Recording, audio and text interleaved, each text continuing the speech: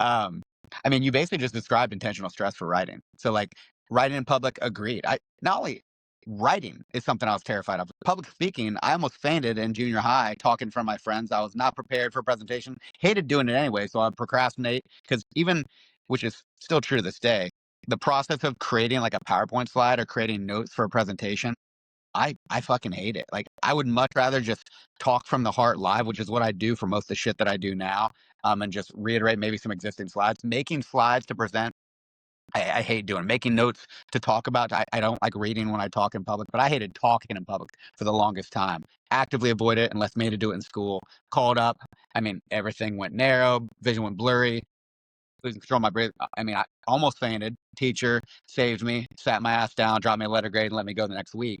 But I kept avoiding presenting in public whenever I could through undergrad, which I had a thesis, a major research project, and bombed that. But I had done so much work, so they basically gave me a a path just because I had done the work. I should not have passed that presentation, but it didn't really matter because it was a side venture anyway. But in grad school, I started getting serious about it. I was talking to patients all the time anyway, so just the reps behind it. And but still, at that point in grad school, I could write the answers to my questions, but writing for fun?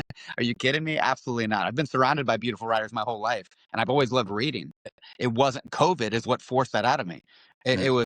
It was not, again, reading philosophy. So like learning about these questions that are being asked.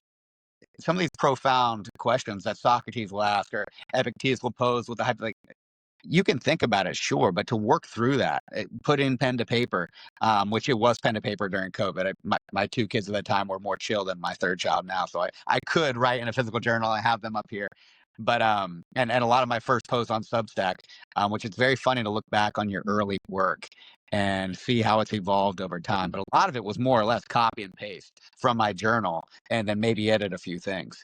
And Yeah, writing in public is just a very weird process, and probably why I was very comfortable just posting and ghosting and not doing anything for a while, just making it the practice of getting it out there and letting that be the process for a while. Did that for 8 months, and it's been very fun now that I've tried to actively engage in the different ways, whether that's comments, community threads, and the other. There's just so many incredible people on this platform, and so many amazing writers. To where I'm reading posts from you and all the people that we interact with often before I'm reading the books that I'm reading, and it's not because like I feel obligated to. It's because they're that good.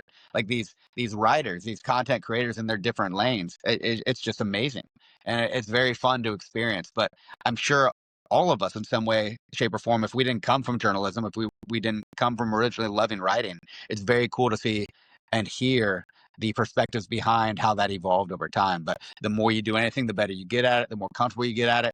And it's still difficult. Like you said, that first 45 minutes, torture, just Uh, like the other stressor.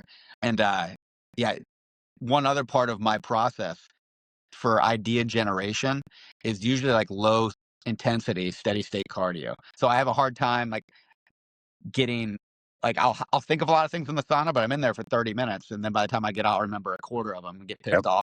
Maybe they'll come back to me later, and things come to you at least opportune times. But I'll hop on the assault bike and not do high intensity intervals or anything like that, which I love. I hate while I'm doing it, fall off, just like getting Yeah. out in the cold.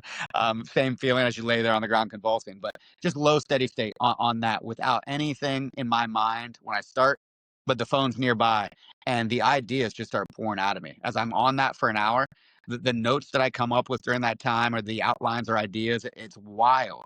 And it reminds me very much like Stephen Pressfield, just talking about showing up, just sitting down in whatever your way is and allowing the muse to influence you in some way, shape, or form. Resistance will always be there, but whatever your process is to creatively create content, in whatever way you want to impact the world, it's very cool to hear the different ones that are out there.